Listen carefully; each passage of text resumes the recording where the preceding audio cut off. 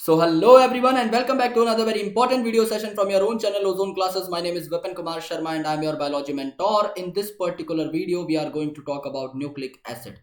तो हम लोग बायोमोलिक्यूल्स में बात कर चुके हैं प्रोटीन्स की, हम लोग बात कर चुके हैं कार्बोहाइड्रेट्स की एंड हम लोग डिटेल में बात कर चुके हैं लिपिड्स की। अब हम चौथे बायोमोलिक्यूल यानी न्यूक्लिक एसिड के बारे में जानने वाले हैं और यहाँ पर हम दोनों चीज़ों को कंसिडरेशन में लेंगे, that is your DNA and your RNA.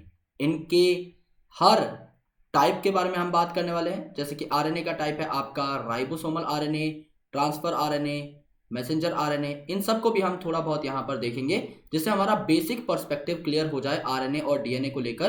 Plus हम लोग मॉलिक्यूलर बेसिस ऑफ इनहेरिटेंस जब पढ़ेंगे, जब हम आरएनए और डीएनए को बहुत डिटेल में देखेंगे, उस टाइम पर हमें काफ़ी ज़्यादा हेल्प मिलेगी क्योंकि वही सेम चीज़ें हम आज भी पढ़ने वाले हैं। तो चैप्टर वाइज वे में भी हम पढ़ेंगे और यूनिट वाइज वे में भी जब हम चीज़ों को दोबारा रिकैपिचुलेट करेंगे, so it will reside in our mind for a longer time. So उससे हमें बहुत फ़ायदा होगा इन एग्जामिनेशन। सो गाइज, आज क्योंकि तीसरी वीडियो है और इसके बाद भी 2-3 वीडियोस आने की संभावना है, तो मेक श्योर कि आप मेरे टेलीग्राम चैनल को ज्वाइन कर लें जिससे आपको अपना लिंक जो है वीडियो का वो मिलता रहे। क्योंकि 3 वीडियोस के बाद यूट्यूब की notification rarest of the rare case में आएगी, तो टेलीग्राम ज्वाइन कर लो। और वहाँ पर मैं और रोहित मिलकर कुछ डीपीपीस का भी प्लान कर रहे हैं और रेगुलर क्वेश्चंस का भी कुछ प्लान कर रहे हैं जिससे कि आपकी प्रैक्टिस भी होती रहे। तो टेलीग्राम पे एक बार यार हाथ मार देना, लिंक डिस्क्रिप्शन पे है। ओके, हमारा दूसरा चैनल है ओजोन क्लासेस 2.0, इसे भी प्लीज सब्सक्राइब कर लीजिए, लिंक आपको डिस्क्रिप्शन में मिल जाएगा या फिर आप डायरेक्टली यूट्यूब पर सर्च भी कर सकते हैं। अगर आप इंस्टाग्राम पर एक्टिव हैं और आप अगर दोस्ती यारी बातचीत करना चाहते हैं तो Vipin Sharma biology is my official Instagram handle, आप लोग सर्च करके कनेक्ट हो सकते हैं। तो गाइज, प्रयास बैच का एक और बहुत ही मस्त लेक्चर नंबर 9, जिसमें हम लोग बात करेंगे अबाउट द न्यूक्लिक एसिड। तो सबसे पहले बेसिक जो हमारा डेफिनेशन रिलेटेड पार्ट है उसको क्रैक कर लेते हैं कि न्यूक्लिक एसिड आखिर होता क्या है, किस किस चीज का ये बनता है, कैसा दिखता है और क्या काम करता है, इन सब चीजों के बारे में जान लेते हैं। न्यूक्लिक एसिड तो ये बनता किस चीज का है, ये मोनोमर जो होगा इसका नाम है न्यूक्लियोटाइड। न्यूक्लियोटाइड तो न्यूक्लियोटाइड जब आपके जुड़ते हैं एक के बाद एक, एक के बाद एक, एक के बाद एक, तो वो क्या बना लेते हैं, आपका पॉलीमराइज होने के बाद पॉलीन्यूक्लियोटाइड बना लेते हैं। तो इसी पॉलीन्यूक्लियोटाइड को आप लोग न्यूक्लिक एसिड भी बोलते हो। तो कहीं पर किसी बुक में अगर आपको न्यूक्लिक एसिड की जगह पॉलीन्यूक्लियोटाइड लिखा हुआ मिल जाए तो आप समझिएगा कि न्यूक्लिक एसिड की ही बात हो रही है, बिकॉज ये न्यूक्लियोटाइड नाम के मोनोमेरिक यूनिट से मिलकर बने हुए होते हैं। अब ये न्यूक्लियोटाइड क्या है? न्यूक्लियोटाइड आपका 3 चीजों से मिलकर बनेगा। इसके लिए हमें एक अलग से स्लाइड लेने की आवश्यकता है जहां पर हम बहुत ही बेहतर तरीके से डिपिक्ट कर पाए इसके तीनों पार्ट्स को। तो न्यूक्लियोटाइड जो है मेरे दोस्त, या फिर न्यूक्लिक एसिड जो है, ये आपका कितनी चीजों का मिलकर बना रहेगा? आपके 3 तरीके की चीजों का मिलकर बना रहेगा। पहला आपका नाइट्रोजनस बेस, यानी कि ऐसे स्ट्रक्चर जिनमें आपका नाइट्रोजन अबंडेंटली प्रेजेंट हो। सेकंड आपका पेंटोज शुगर, पेंटोज का मतलब होता है 5, तो 5 कार्बन की जो शुगर है, 5 कार्बन का जो मोनोसेकेराइड है, ये आपका कहलाएगा पेंटोज शुगर। एंड थर्ड आपका फॉस्फेट, या फिर आप इसे कह सकते हैं फॉस्फोरिक एसिड। ये तीनों चीजें मिलकर आपकी क्या बनाएंगी? न्यूक्लिक एसिड या फिर आपका पॉलीन्यूक्लियोटाइड बनाएंगे। अब सबसे पहले नाइट्रोजनस बेसिस के बारे में थोड़ी नॉर्मल सी जो बातें हैं वो जान लेते हैं। नाइट्रोजनस बेसिस, जैसा कि आपको पता है नाम से ही कि इसके अंदर नाइट्रोजन प्रेजेंट होंगे, राइट? इसके अंदर नाइट्रोजन प्रेजेंट होंगे। तो on the basis of number of nitrogen and on the basis of number of rings, ये 2 तरीके के हो सकते हैं। नाइट्रोजनस बेसिस आपके 2 तरीके के हो सकते हैं। इनमें से जो पहला है, ये टाइप है आपका प्यूरीन। ओके, आपका प्यूरीन कहलाते हैं। और दूसरा जो टाइप है, इसे आप कहते हैं पिरिमिडीन। इसे आप कहते हैं पिरिमिडीन। सो प्यूरीन और पिरिमिडीन में फर्क क्या है मेरे दोस्त? प्यूरीन में आपकी एक एडिशनल रिंग आपको देखने को मिलती है, तो ये जो है आपके 9 मेंबर्ड होते हैं। और पिरिमिडीन आपके सिंपल होते हैं, that is 6 membered. Okay, 6 membered carbon ring नहीं बोला मैंने यहां पर, और 9 मेंबर्ड कार्बन रिंग नहीं बोला, क्योंकि ये नाइट्रोजनस बेसिस है। तो यहां पर काफी जगह पर कार्बन को सब्स्टिट्यूट कर चुका होगा आपका नाइट्रोजन। जैसे जो 9 मेंबर्ड रिंग है, ये कैसी होगी आपकी? ये आपकी एक 6 मेंबर रिंग है, राइट? ये आपकी एक 6 मेंबर रिंग है। ये फ्यूज हो जाएगी आपके 5 मेंबर के रिंग के साथ इस तरीके से। तो टोटल मेंबर कितने हुए, गिन के देख लेते हैं यार। 1 2 3 4 5 6। अब ये जो 5 और 6 है, ये तो आपके दोनों में कॉमन है, दोनों रिंग्स में, तो इनको आप एक ही बार गिनोगे तो 7 8 और 9, राइट? तो 9 मेंबर ये हुआ, ये बात आपकी यहां पर कंफर्म हो गई। दूसरा जो आपका पिरिमिडीन रहता है, इसमें सिर्फ आपकी एक ही 6 मेंबर की रिंग रहती है, तो ये आपका 6 मेंबर होता है, 1 2 3 4 5 एंड 6, तो ये आपका 6 मेंबर रिंग जो है आपकी हुई।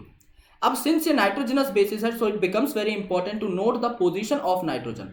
आपको ये पता होना चाहिए कि इन दोनों स्ट्रक्चर में किस किस पोजीशन पर आपके नाइट्रोजन एटम्स प्रेजेंट है। तो यहां पर 5 को छोड़कर सारे ऑड नंबर पे आपका नाइट्रोजन होता है, सारे ऑड नंबर पे। अब 5 को छोड़कर ऑड नंबर क्या हुए, 1 3 7 और 9, तो इन पे नाइट्रोजन होगा, एब्सोल्युटली करेक्ट। यहां पे क्या होगा, ओनली 1 एंड 3, क्योंकि 6 मेंबर्ड रिंग है, 7 और 9 इसमें नहीं है, तो ये आपको डिफरेंस याद हो गया। तो इसीलिए इन्हें नाइट्रोजनस बेसिस कहा जाता है, क्योंकि यहां पर आपकी काफी सारी पोजीशंस के ऊपर क्या प्रेजेंट होते हैं, नाइट्रोजन्स प्रेजेंट होते हैं, राइट। यहां पर आपका नाइट्रोजन प्रेजेंट रहता है। So it becomes very important for us to note the position of this kind of things. Okay, ये आपका नाइट्रोजनस बेस हो गया। अब ये नाइट्रोजनस बेस किसके साथ बॉन्डिंग करता है, अब इनके एग्जांपल्स देख लो। चलो यार, सबसे पहले इनके एग्जांपल्स क्या होते हैं, जो आपके प्यूरिन्स हैं यहाँ पर। ओके, जो प्यूरिन्स है इनके एग्जांपल्स हैं adenine and guanine, adenine and guanine, that is A and G. Okay, A and G, right, that is आलू गोभी। एंड यहां पर क्या है आपका साइटोसिन, ओके, यूरेसिल जो कि आरएनए में पाया जाता है, एंड आपका थायमीन। तो यहां पर क्या होता है आपका CUNT स्टार्टिंग के अल्फाबेट उठा लो, तो कट आलू गोभी आपके एग्जांपल्स होते हैं। कट किसके एग्जांपल है, आपके पिरिमिडीन के, और आपका A और G एग्जांपल किसके हैं, प्यूरिन के।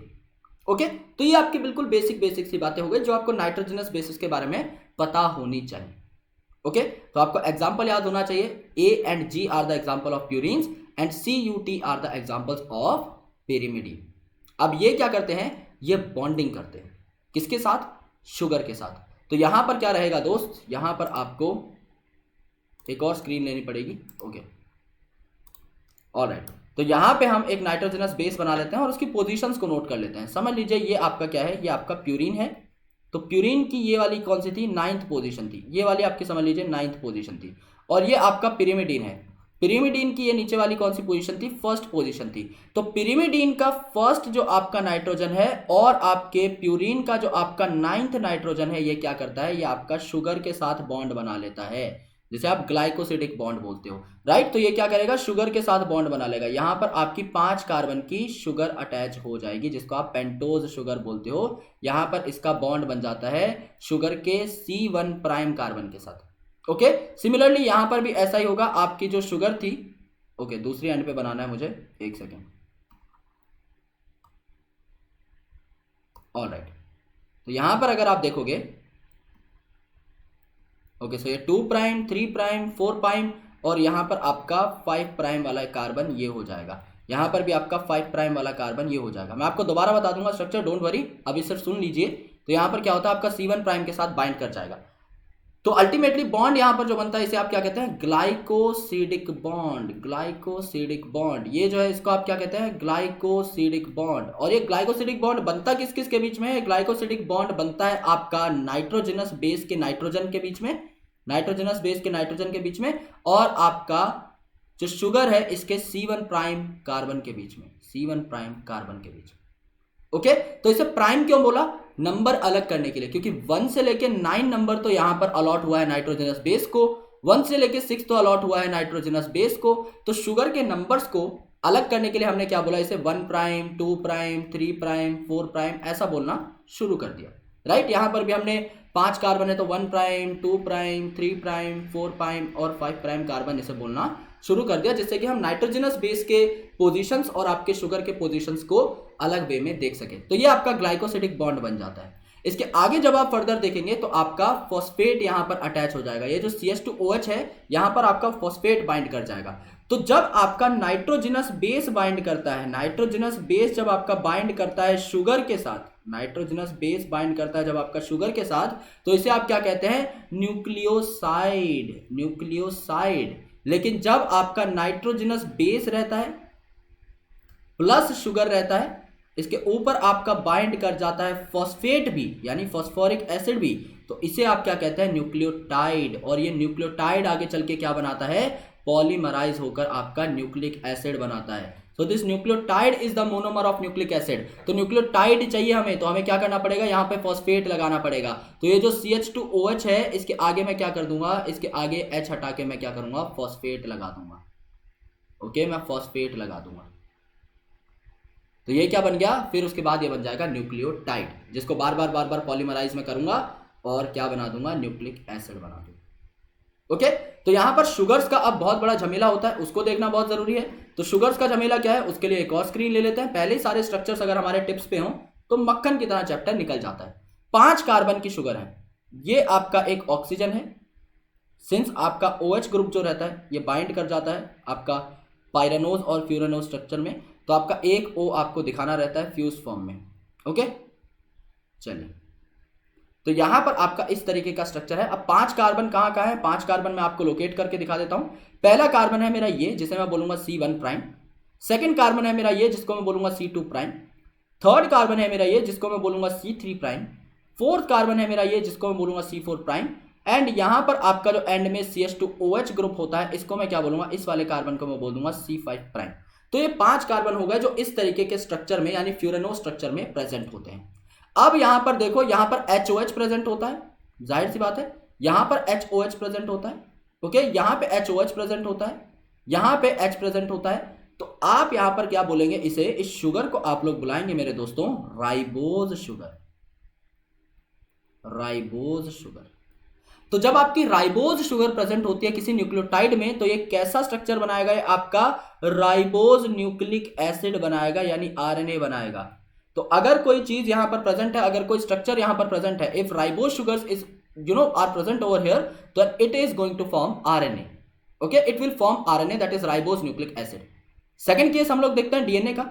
अगर हम यहां पर DNA देखें तो ये जो O है ये यहां पर गायब हो जाएगा। यानी अगर मैं इस राइबोज में से माइनस कर देता हूं एक ऑक्सीजन, और वो भी किस कार्बन पे से, 2 प्राइम कार्बन पे से, तो ये क्या बन जाता है मेरे दोस्त, ये डीऑक्सी राइबोज बन जाएगा। डी का मतलब डिलीट कर दिया, ऑक्सी मतलब ऑक्सीजन, किससे, राइबोज से, तो डीऑक्सी राइबोज बन जाएगा। ये आपका ऑक्सीजन ऊपर लदा हुआ है, नीचे मैंने क्या कर दिया, नीचे मैंने वही सेम स्ट्रक्चर बना दिया। ये फर्स्ट है, इसमें HOH, ये सेकंड है, इसमें HH। अब इसमें HOH नहीं प्रेजेंट रहेगा क्योंकि O मैंने डिलीट कर दिया। HOH, H, CH2OH, पूरा स्ट्रक्चर सेम, सिर्फ 2 प्राइम पर OH की जगह H आ जाएगा। ये क्या बनाएगा, आपका डीऑक्सी राइबोज शुगर। और डीऑक्सी राइबोज अगर मेरे दोस्त यहां पर इसने शुगर बना दी, तो आगे चल के क्या बनाएगा, पॉलीमराइज होकर RNA ना बना करके DNA बनाएगा। ओके, DNA बनाएगा। डन। तो इतनी बातें हम सबको पता होनी चाहिए इस लेक्चर को शुरू करने से पहले, तो वो हमें पता चल गई हैं। Living organisms have number of carbon compound having heterocyclic ring. Heterocyclic ring क्या होता है, जब हम ऑर्गेनिक कंपाउंड्स के बारे में पढ़ते हैं तो हम ये जानते हैं कि ऑर्गेनिक कंपाउंड क्या होते हैं, जो कार्बन और हाइड्रोजन के मिलकर बनते हैं, राइट। अगर कार्बन, हाइड्रोजन, ऑक्सीजन जो काफी कॉमन होते हैं, इनके अलावा कोई चीज प्रेजेंट है, जैसे नाइट्रोजन, फॉस्फोरस, सल्फर, तो आप उन्हें क्या कहते हैं, हेटेरोसाइक्लिक कंपाउंड कहते हैं। अब नाइट्रोजनस बेस आपके साइक्लिक तो थे यार, हमने 2 साइकिल्स बनाई थी प्यूरिन में। ओके, हमने पिरिमिडिन में 1 साइकिल बनाई थी। तो साइक्लिक तो ये बेशक है, और हेटेरो भी है क्योंकि इनमें नाइट्रोजन प्रेजेंट है, तो इन्हें हेटेरोसाइक्लिक कंपाउंड कहा जाता है। Some of these nitrogenous bases जो कि नाइट्रोजन कंटेन करते हैं are adenine, guanine, cytosine, uracil and thymine. जब डीएनए की बात होती है तो डीएनए में क्या क्या प्रेजेंट होता है, डीएनए में आपके कॉमनली प्रेजेंट होते हैं A, T, G and C। और आरएनए में क्या प्रेजेंट होगा, हमेशा आरएनए में प्रेजेंट होगा मेरे दोस्त A, U, G, C। तो कोई आपको अगर पूछ ले कि एक सीक्वेंस है जिसमें T आपको दिख गया दूर से, और कोई पूछे क्या ये डीएनए है आरएनए, तो आप बोलेंगे डीएनए है, क्योंकि आरएनए में T नहीं होता। सिमिलरली डीएनए में U नहीं होता, तो आरएनए में T की जगह U प्रेजेंट रहेगा। ओके, जिससे कि डीएनए को एक्स्ट्रा स्टेबिलिटी मिलती है। Thymine is more stable as compare to that of uracil. Molecular basis of inheritance में इस पे डिटेल डिस्कशन, वार्तालाप, चर्चा होगी। तो यहां पे एक फ्लो चार्ट है जिसमें सारी बातें जो हैं वो मैं आपके साथ डिस्कस कर चुका हूं, but still we are going to do that again. Nucleic acid जो है ये पॉलीमर ऑफ न्यूक्लियोटाइड है, ये बात हमारी क्रैक हो चुकी है, क्योंकि हमें फॉस्फेट की भी जरूरत है फॉस्फोडाइस्टर बॉन्ड बनाने के लिए, तो फॉस्फेट हमारा लगेगा।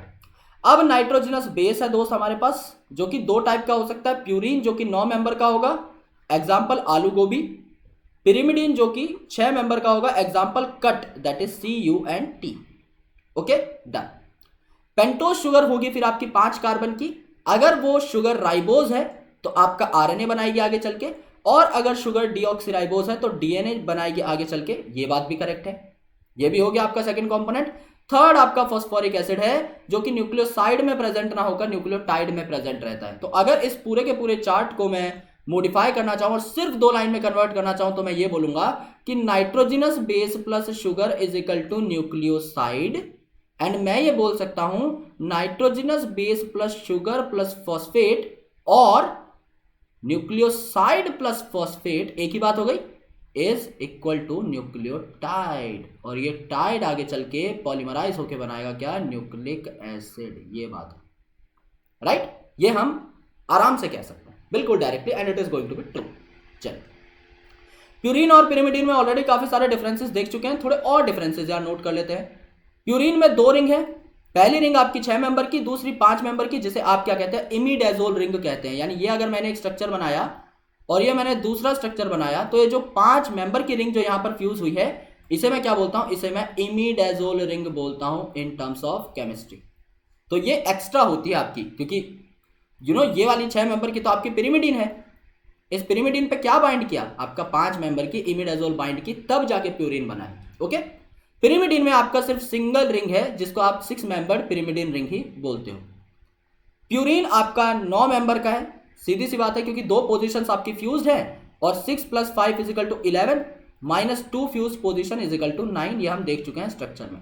पिरिमिडीन में आपकी सिंगल रिंग है 6 मेंबर की, तो ये 6 मेंबर्ड ही होगा। नाइट्रोजन 5 को छोड़कर हर ऑड नंबर पे, यानी 1 3 7 9 पे, यहां पर आप देखोगे 1 और 3 पे, क्योंकि 5 पे होता नहीं है नाइट्रोजन और 7 9 इसमें प्रेजेंट नहीं है।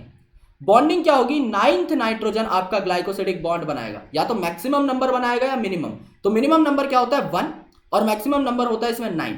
तो प्यूरिन का 9th जो नाइट्रोजन है वो ग्लाइकोसिडिक बॉन्ड बनाता है शुगर के साथ, जबकि पिरिमिडीन का फर्स्ट आपका नाइट्रोजन बॉन्ड बनाता है। पीछे मैंने दिखा रखा है आपको, आप जाकर चेक कर सकते हैं, मैंने फर्स्ट और 9th पे ही आपका ग्लाइकोसिडिक बॉन्ड बनाकर दिखाया था। ओके, तो फर्स्ट पोजीशन यहां पर बाइंड करती है। Numbering is done anti clockwise, यानी इनकी नंबरिंग थोड़े अलग तरीके से होती है, और यहां पर प्यूरिन में नंबर इज डन पिरिमिडीन में नंबरिंग इज डन क्लॉकवाइज। तो एक बार देख लेते हैं यार नंबरिंग होती कैसे है, राइट, नंबरिंग देख लेते हैं कि होती कैसे है।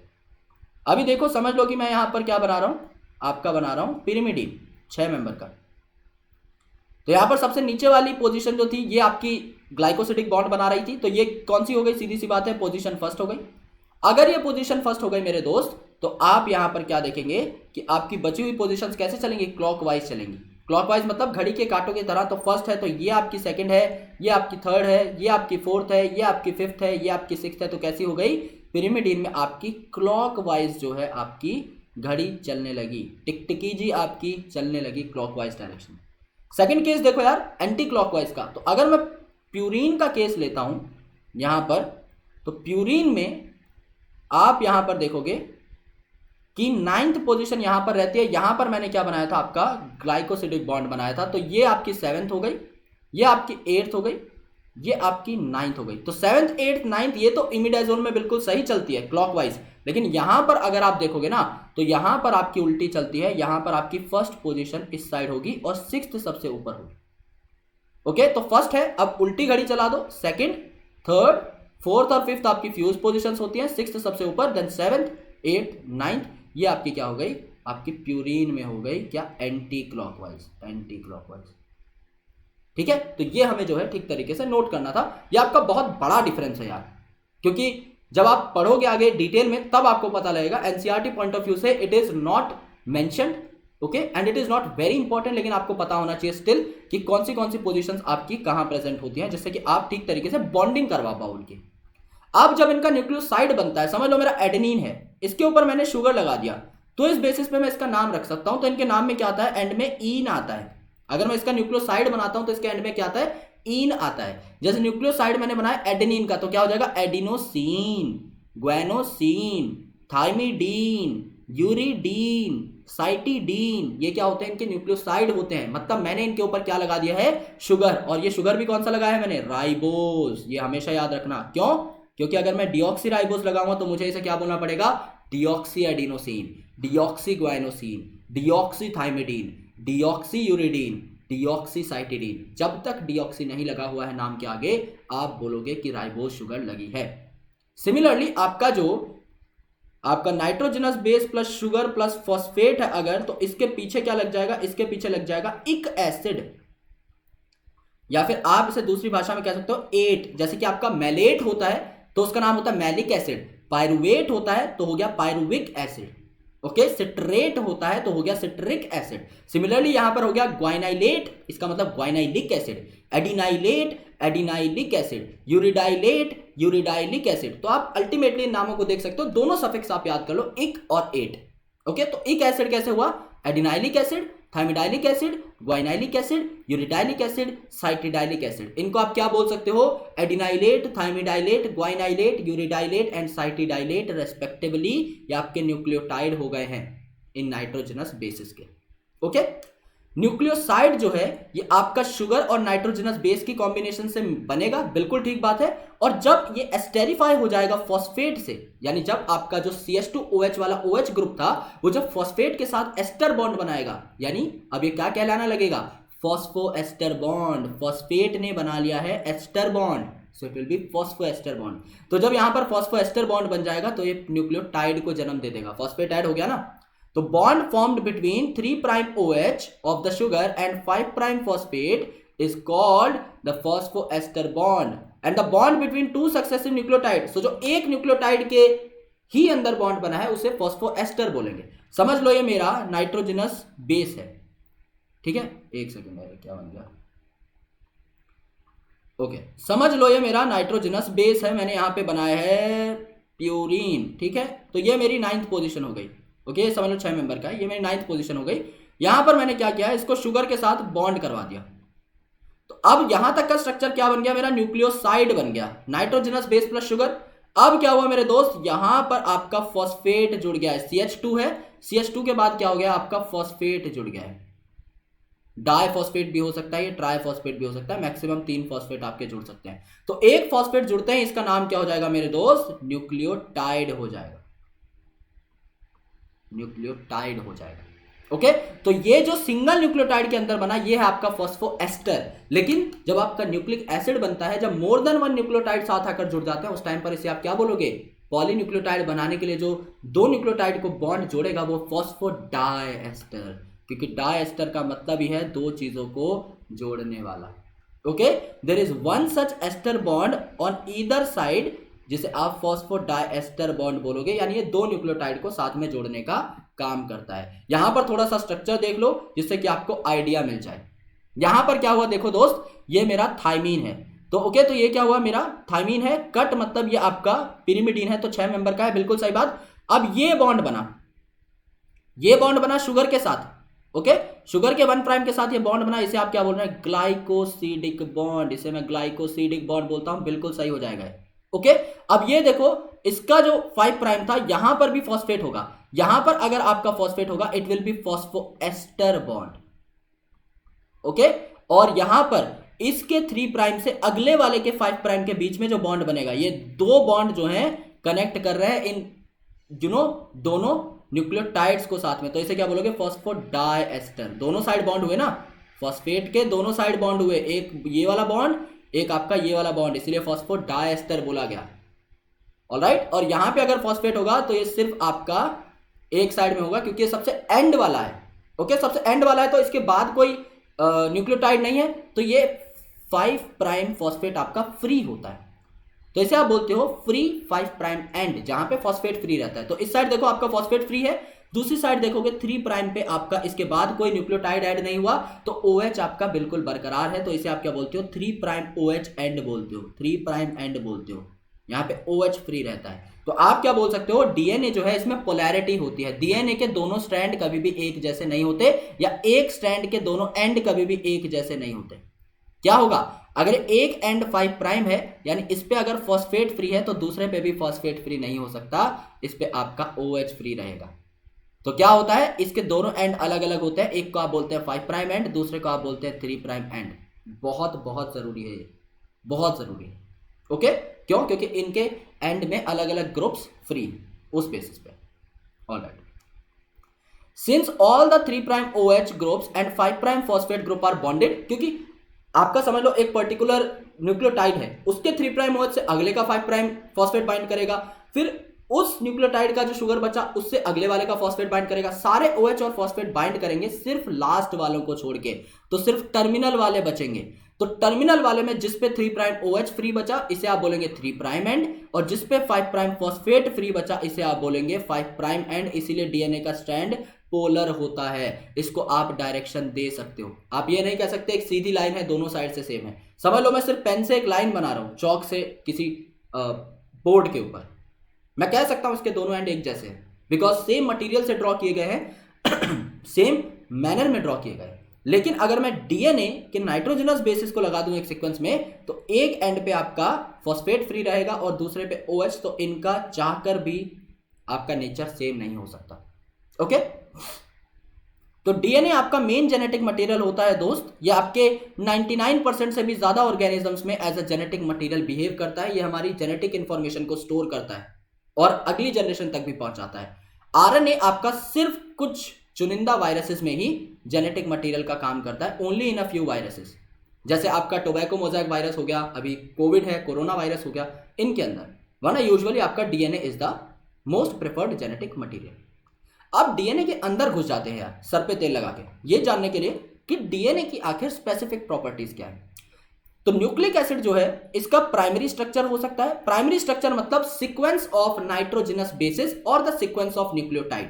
तो अगर मैं प्राइमरी स्ट्रक्चर बनाता हूं अपने डीएनए का, मैं ये कहता हूं कि आपका एडेनिन लगा हुआ है, थाइमिन लगा हुआ है, साइटोसिन लगा हुआ है, ग्वानिसिन, एडेनिन, थाइमिन, साइटोसिन, ग्वानिसिन, एडेनिन। तो ये क्या हो गया, मेरे डीएनए का सीक्वेंस हो गया। ये जो सीक्वेंस वाइज में चीजों की बात कर रहा हूं, I am talking about the primary structure right now. मैं अभी प्राइमरी स्ट्रक्चर की बात कर रहा हूं, ओके। लेकिन आपके वॉटसन एंड क्रिक साहब ने जो डीएनए का स्ट्रक्चर दिया था, ओके, अगर मैं एक स्ट्रैंड की बात करता हूं इट इज प्राइमरी, जिसमें सिर्फ नाइट्रोजनस बेसिस या न्यूक्लियोटाइड्स का सीक्वेंस है। लेकिन अगर मैं बी डीएनए की बात करता हूं, जो वॉटसन एंड क्रिक ने डिस्कवरी की थी डीएनए के स्ट्रक्चर की, that was B form of DNA. तो जब मैं बी फॉर्म ऑफ डीएनए की बात करता हूं दोस्त, तो वो आपका सेकेंडरी स्ट्रक्चर है जिसमें दो स्ट्रैंड आपस में आके जुड़ जाते हैं। इसके लिए मुझे स्क्रीन की जरूरत पड़ेगी एंड मैं काफी सारी पॉइंट्स जो है आपके वहीं पे क्लियर करा दूंगा, बट प्लीज मेक श्योर कि आप हर चीज को बहुत गौर से सुने, बहुत गौर से सुने। It is very very important from examination point of view. समझ लीजिए ये आपके डीएनए का एक स्ट्रैंड है, तो इस तरीके से आपका प्रेजेंट रहता है, ओके, इस तरीके से आपका प्रेजेंट रहता है। दूसरा जो स्ट्रैंड है वो समझ लीजिए इस तरीके से प्रेजेंट रहता है, ओके, इस तरीके से प्रेजेंट रहता है। तो ये आपका क्या है, DNA. Alright, this is your DNA. Now ये जो नीले कलर का मैंने बनाया है इसको मैं क्या बोल सकता हूं, जो नीले कलर का मैंने ये बनाया है इसको मैं बोल सकता हूं बैकबोन। इसको मैं बैकबोन बोल सकता हूं डीएनए की, बिकॉज मैंने अभी तक यही ड्रॉ किया है, इसी के ऊपर डीएनए का सारा स्ट्रक्चर डिपेंड करता है। ये बैकबोन किसकी बनती है मेरे भाई, ये बैकबोन बनती है आपके शुगर और फॉस्फेट की। तो नाइट्रोजनस बेस कहां होते हैं सर, नाइट्रोजनस बेस अंदर के साइड प्रोजेक्टेड होते हैं, यानी इनकी मुंडी अंदर की साइड घूमी हुई होती है और ये एक दूसरे से बॉन्डिंग कर रहे होते हैं। समझ लो ग्रीन वाले आपके नाइट्रोजनस बेसिस हैं, तो इस तरीके से आपके अंदर की साइड घूमे हुए होंगे, राइट, अंदर की साइड घूमे हुए होंगे इस तरीके से, इस तरीके से ये घूमे हुए होंगे अंदर की साइड, बिल्कुल perpendicular to the axis, okay, perpendicular एकदम, जिससे साथ में ठीक तरीके से बाइंड कर सके। ऑलराइट, सो अब दूसरे वाले जो आएंगे वो क्या करेंगे, वो इनके साथ कॉम्प्लीमेंट्री बाइंडिंग कर लेंगे। कॉम्प्लीमेंट्री बाइंडिंग मतलब एकदम टक्कर की बाइंडिंग, जितना सामने वाला कंट्रीब्यूट कर रहा है उतना ही कंट्रीब्यूट करेंगे। इसके जस्ट अपोजिट एक सीक्वेंस जो है वो प्रेजेंट रहेगा इस तरीके से। तो ये इनवर्ट डायरेक्शन में प्रेजेंट होते हैं और ये आपस में हाइड्रोजन बॉन्ड्स बना लेते हैं एक दूसरे से जुड़ने के लिए। तो this is quite crucial from examination point of view. इस बार 2020 में भी इससे क्वेश्चन आया था। तो आपके नाइट्रोजनस बेसिस जो होते हैं बिल्कुल कॉम्प्लीमेंट्री बाइंडिंग करते हैं, यानी स्पेसिफिक बाइंडिंग करते हैं। जैसे आपका एडेनिन है वो सिर्फ थाइमीन के साथ ही बाइंडिंग करेगा। आपका जो एडेनिन है it will only bind to thymine और इन दोनों के बीच में दो आपके हाइड्रोजन बॉन्ड बनेंगे। सिमिलरली आपका साइटोसिन जो है ये सिर्फ ग्वानिन के साथ बाइंड करेगा और आपका 3 हाइड्रोजन बॉन्ड्स इनके बीच में बनेंगे। अगर आपका आरएनए है और उसे समझ लो बॉन्डिंग करनी है, उसे डबल स्ट्रैंडेड होना है, तो उस केस में आपका जो एडेनिन है वो यूरेसिल के साथ बाइंड करेगा, क्योंकि थाइमीन तो आरएनए में होता नहीं है। तो आरएनए में इस प्रकार की बाइंडिंग होती है। सी और जी आरएनए डीएनए में कॉमन होते हैं, तो ये वाले आपकी बिल्कुल कॉमन बाइंडिंग रहेगी। तो इसे आप क्या कहते हैं, इसे आप कहते हैं रूल ऑफ कॉम्प्लीमेंटेरिटी। कॉम्प्लीमेंटेरिटी का मतलब ये है, अगर मैं आपको एक सीक्वेंस दे दूं डीएनए का एक स्ट्रैंड का, तो आप दूसरा ऑटोमेटिकली पता लगा लोगे। समझ लो मैंने आपको 5 प्राइम टू 3 प्राइम सीक्वेंस दिया है। यहां पे मैंने आपको क्या दिया है, A T G C A T A T C G A T. समझ लो मैंने आपको ये दिया है। मैं बोलता हूं दूसरे स्ट्रैंड का पता लगाओ, तो ए के कॉम्प्लीमेंट्री कौन आया, टी आया। टी का कौन आया, ए आया। जी का कौन आएगा, 3 बॉन्ड के साथ सी आएगा। सी का कौन आएगा, जी आएगा। फिर टी आएगा, फिर आपका ए आएगा। फिर यहां पे देखो ए का टी, ए का टी का ए, सी का जी का सी, ए का टी और टी का ए। मैं कॉम्प्लीमेंट्री बना सकता हूं अपनी मर्जी से, बिकॉज ये बिल्कुल स्पेसिफिक बाइंडिंग है। तो हम अगर एक स्ट्रैंड को जानते हैं तो दूसरे वाले को भी हम जानते ही हैं, बस हमें निकालना पड़ेगा थोड़ी सी मेहनत करके। अब यहां पर क्या होता है, दोनों जो स्ट्रैंड होते हैं कॉम्प्लीमेंट्री तो होते हैं मेरे दोस्त, ये आपके एंटी पैरेलल भी होते हैं। एंटी पैरेलल मतलब 5 प्राइम टू 3 प्राइम का कंसेप्ट हम जान चुके हैं। तो समझ लो ये वाला स्ट्रैंड मेरा क्या है, 5 प्राइम टू 3 प्राइम है, तो दूसरा वाला क्या होगा आपका, दूसरा वाला 3 प्राइम टू 5 प्राइम होगा। ये एंटी पैरेलल होते हैं। ओके, ये एंटी पैरेलल होते हैं। अब देखो यहां पर क्या होता है दोस्त, ये जो आपका 360 डिग्री पर घूमा ना आपका पूरा डीएनए, ये डीएनए आपका 360 डिग्री पर घूम गया, तो ये जो आपकी लेंथ है इसको आप क्या बोलते हो, पिच ऑफ द हेलिक्स। क्योंकि डीएनए आपका कैसा है, ऐसे घूमा हुआ है बढ़िया, तो ये हेलिकल फॉर्म में है, तो इसे आप क्या बोलते हो, जहां पर 360 डिग्री घूम गया, एक राउंड लग गया, एक गांठ लग गई डीएनए पे, ये क्या हुआ आपका पिच ऑफ द हेलिक्स। जैसे आपका कोई कपड़ा होता है, आप निचोड़ते हो तो आप एक बार मरोड़ते हो ना, तो 360 डिग्री घूम गया है कपड़ा, तो वो ये 360 डिग्री घुमा है, तो इसे पिच बोला। पिच की लेंथ कितनी होती है, 34 एंगस्ट्रॉम। 34 एंगस्ट्रॉम का मतलब 34 इंटू 10⁻⁻10 मीटर, एक एंगस्ट्रॉम की यही वैल्यू है। अगर मुझे इसे नैनोमीटर में कन्वर्ट करना है तो मैं क्या बोलूंगा, 10⁻⁻10 मीटर को यहां पर मैं अगर नैनोमीटर में करूंगा 3.4 नैनोमीटर में इसे बोल सकता हूं। ओके, यूनिट आपकी 10 गुना बड़ी हो जाएगी, नंबर आपका 10 गुना छोटा हो जाएगा, ओवरऑल आपका प्रोडक्ट एक जैसा ही रहेगा। तो 3.4 इंटू 10⁻⁻9 मीटर में इसे बोल सकता हूं। ओके, ये आपका 3.4 नैनोमीटर या 34 एंगस्ट्रॉम कहलाता है। अब देखो एक पिच के अंदर नाइट्रोजनस बेसिस कितने प्रेजेंट है, नाइट्रोजनस बेसिस मतलब एक स्ट्रैंड के ऊपर जो प्रेजेंट है, और दूसरे के अंदर भी उतने ही प्रेजेंट होंगे, तो आपके 10 नाइट्रोजनस बेस ऐसे प्रेजेंट है, 10 आपके ऐसे प्रेजेंट है, तो ओवरऑल जो पेयर बन जाते हैं ना, वो आपके बन जाते हैं 10 बेस पेयर, यानी दोनों स्ट्रैंड के 10-10 नाइट्रोजनस बेस जब आपके जुड़ जाएंगे तो 10 बेस पेयर बनेंगे। तो आपके पिच है 34 एंगस्ट्रॉम और आपके एक पिच के अंदर 10 नाइट्रोजनस बेस प्रेजेंट है, तो दो नाइट्रोजनस बेस के बीच का डिस्टेंस क्या हुआ, 3.4 एंगस्ट्रॉम, या इसे अगर मैं नैनोमीटर में कन्वर्ट कर दूंगा तो ये हो जाएगा 0.34 नैनोमीटर, 0.34 नैनोमीटर। ये आपका बहुत इंपॉर्टेंट है। अब ये जो डायामीटर होता है इस डीएनए का, वो आपका 20 एंगस्ट्रॉम के आसपास होता है। ये मैं बी डीएनए की बात कर रहा हूं, जो आपका स्कीम वॉटसन एंड क्रिक साहब ने दिया था, जिनके लिए उन्हें नोबेल प्राइज भी मिला था, उसकी स्कीम आपकी ये, right. So I hope this is quite clear to you guys. तो बैकबोन किसकी बनती है, शुगर और फॉस्फेट की, और नाइट्रोजनस बेसिस आपके अंदर की साइड प्रोजेक्टेड होते हैं।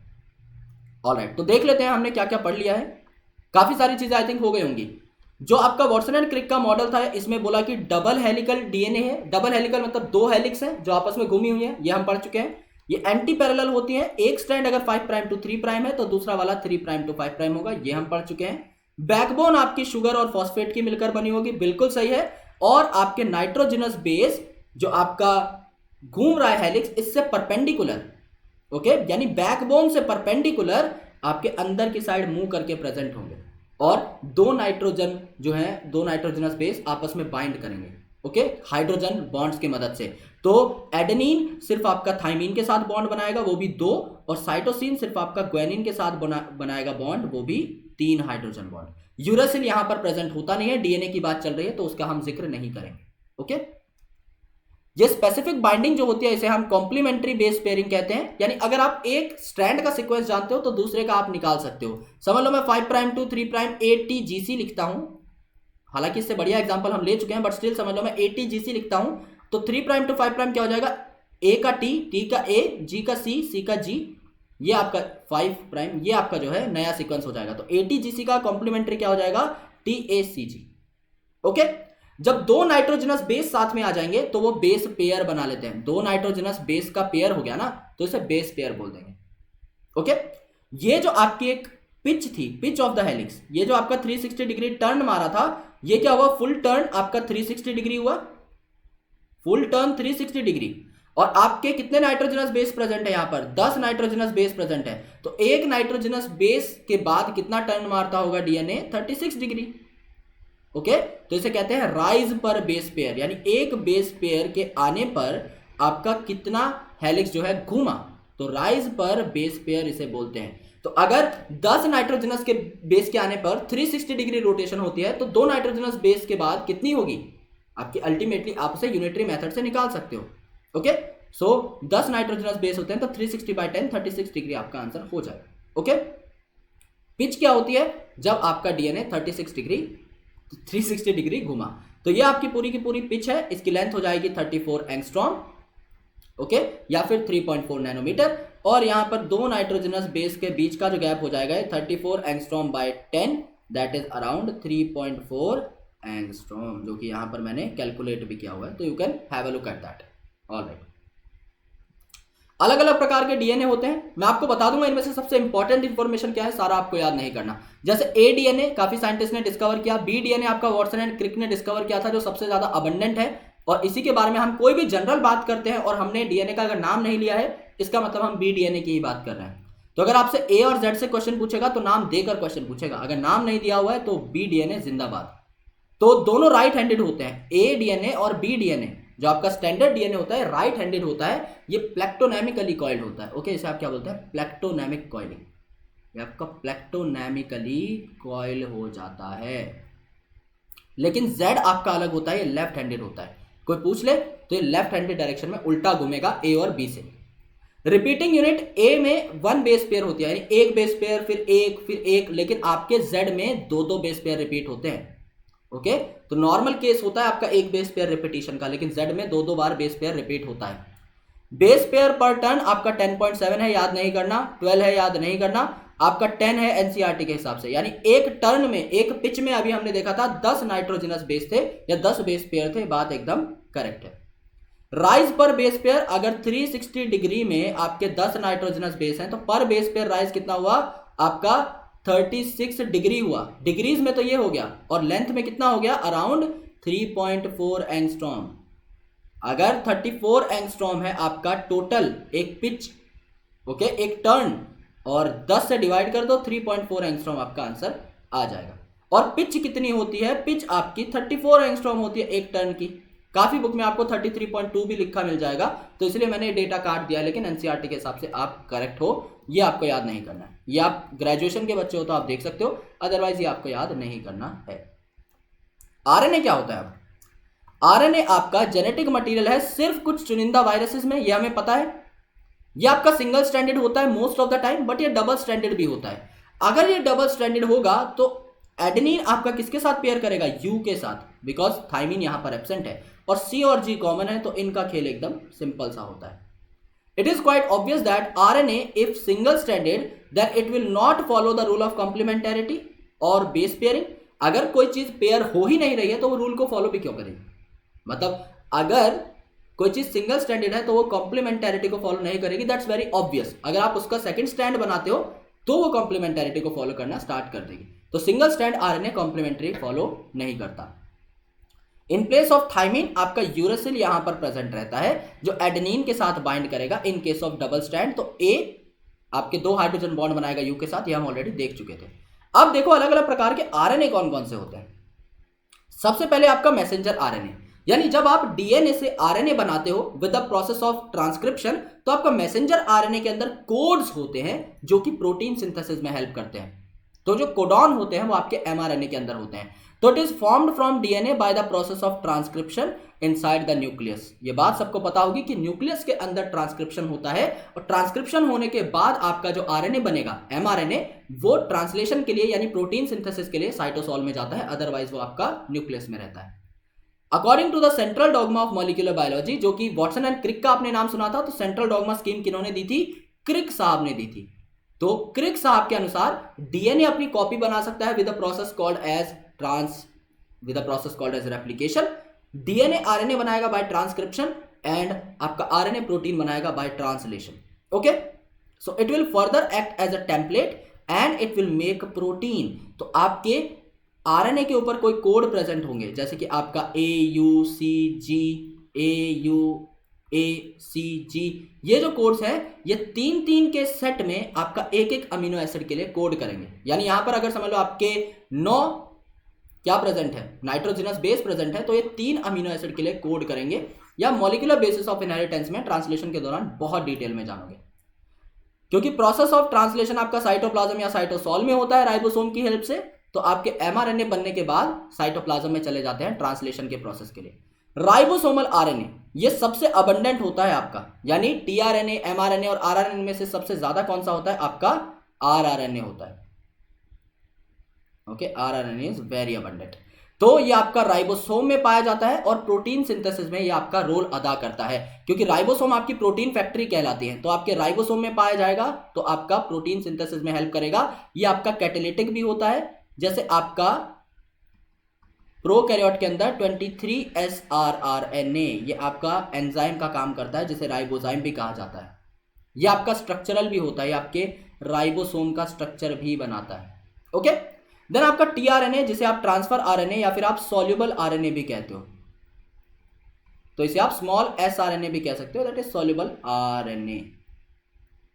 दे are specific for different amino acid. जब आप प्रोटीन की सिंथेसिस कर रहे होते हो तो आपको इन कोड्स को पढ़ना होता है, राइट। आप इन कोड्स को पढ़ोगे कि AUC है, तो AUC किस अमीनो एसिड के लिए कोड करता है आपको ये जानना पड़ेगा। समझ लो ये कोड करता है एलेनिन के लिए, तो आपका जो टीआरएनए है वो स्पेसिफिकली एलेनिन पकड़ के लेके आएगा प्रोटीन बनाने के लिए। समझ लो आपका इसके बाद है GAU समझ लो आपका कोड करता है एस्पार्टिक एसिड के लिए, तो स्पेसिफिक टीआरएनए जाएगा एस्पार्टिक एसिड वाला और एस्पार्टिक एसिड पकड़ के लेके आएगा, तो एलेनिन और एस्पार्टिक एसिड के बीच में बॉन्ड बन जाएगा। फिर समझ लो ACG है, ये ग्लाइसिन के लिए कोड करता है, समझ लो, तो टीआरएनए ग्लाइसिन पकड़ के लेके आएगा और इस तरीके से आपके अमीनो एसिड जुड़ते चले जाएंगे।